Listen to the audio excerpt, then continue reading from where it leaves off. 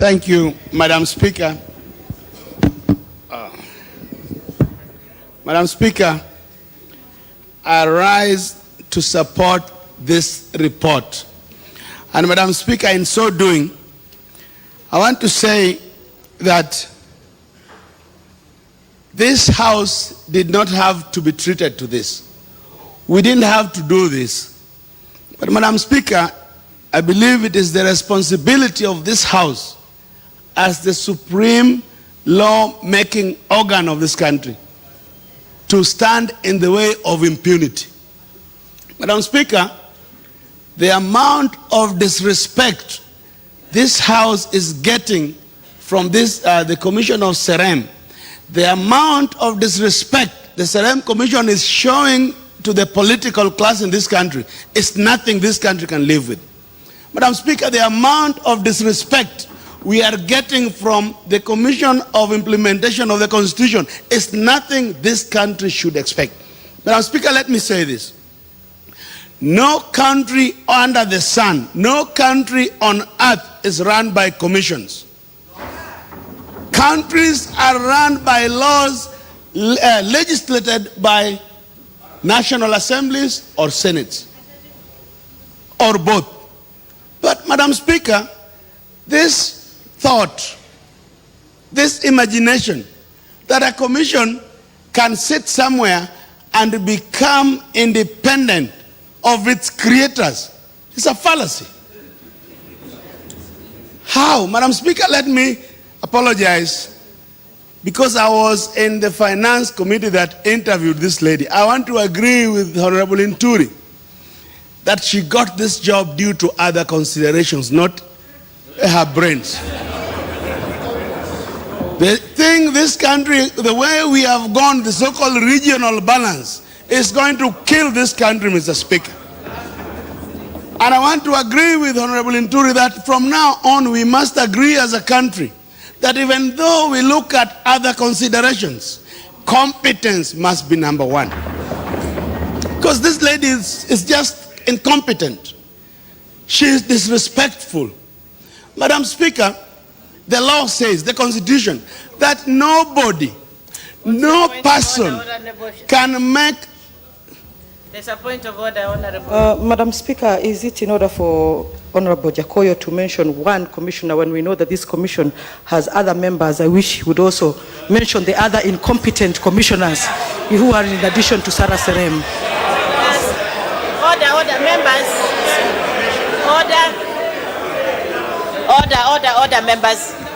Order, members. I want to also really reiterate that let us stick to the matter on the hand and stop personalizing it, and let's talk about what we need to talk about, the matters that is before us. Please stick to the matter. But Madam Speaker, I will do that, Madam Speaker. But when she goes on TV and says Parliament cannot intimidate her, she's talking as an individual.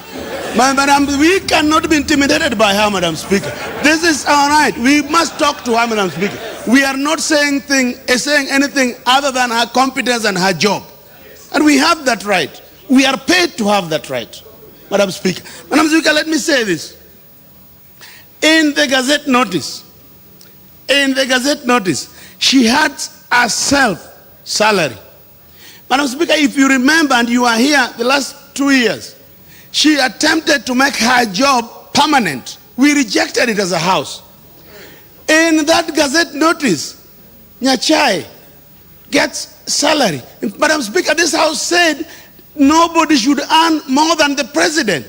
You have a nobody doing nothing, earning more than our president. And we should say it. We are going to say it. Madam Speaker, let me tell you this. Let me say this to this House and the nation.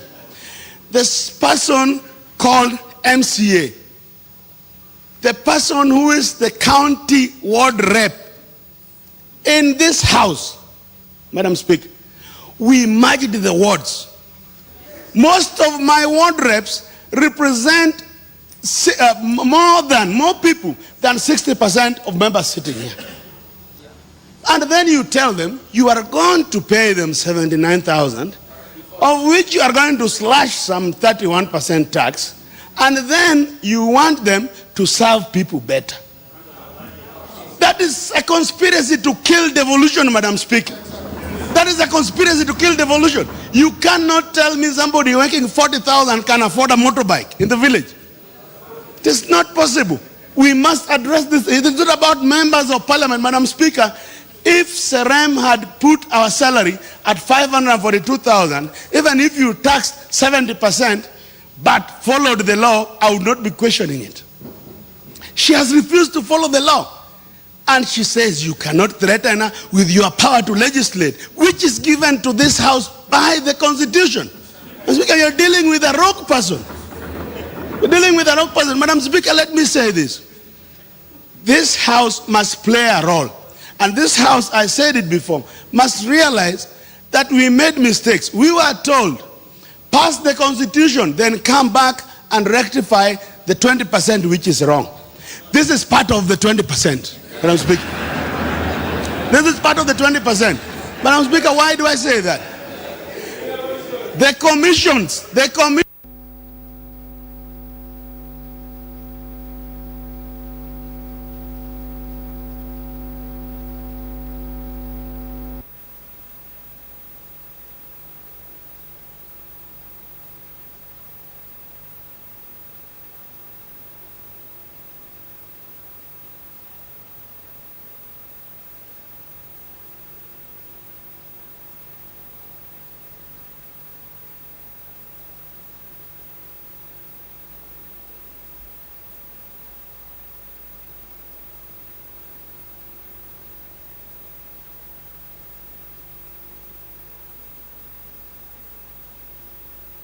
That you have commissioners who behave like clerks. They want to do procurement, they don't want to do policy. So there is conflict. When elections are coming, politicians are fighting because some incompetent person called a commissioner has not done their work. We can't accept that as a country. But Madam Speaker, let me say this.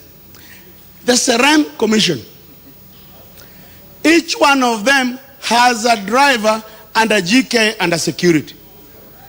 And they live here in Nairobi, and they want to go around making about $1 million, Bob, and then they tell a member of parliament who has usage of that vehicle that you don't need one. If you have to acquire one, please take a loan. And then they don't want to give you the money to repay that loan. We accept there are some members here who are well endowed. We accept. I saw some are saying them they don't need the 542. That is you. For us who want public service, we don't have that opportunity.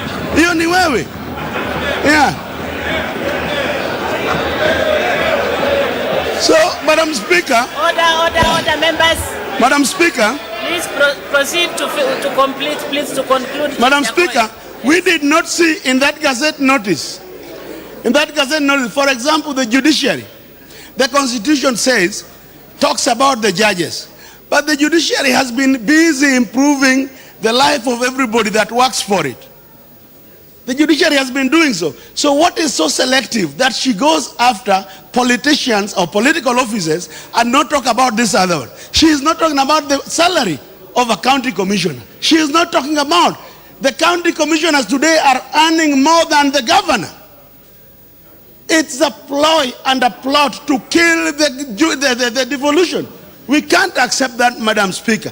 What I am saying, Madam Speaker, in conclusion, this commission must go back to the drawing board and do what the law requires.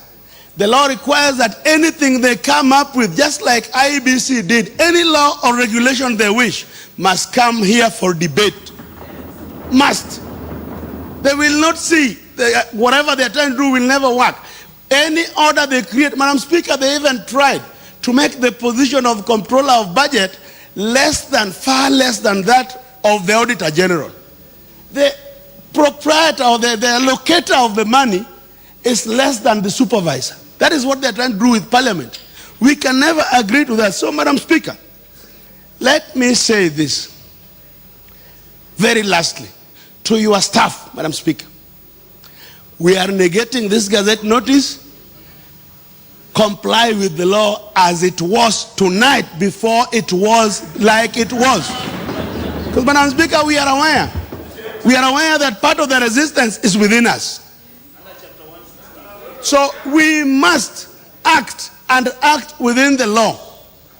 And we are requesting you, Madam Speaker, not instructing, but requesting you on record that immediately this happens. And remember, Nyacha is saying we don't have the right. Ask him to refer to the Ringera or PLO case. He will know which powers we have in here. I thank you, Madam Speaker.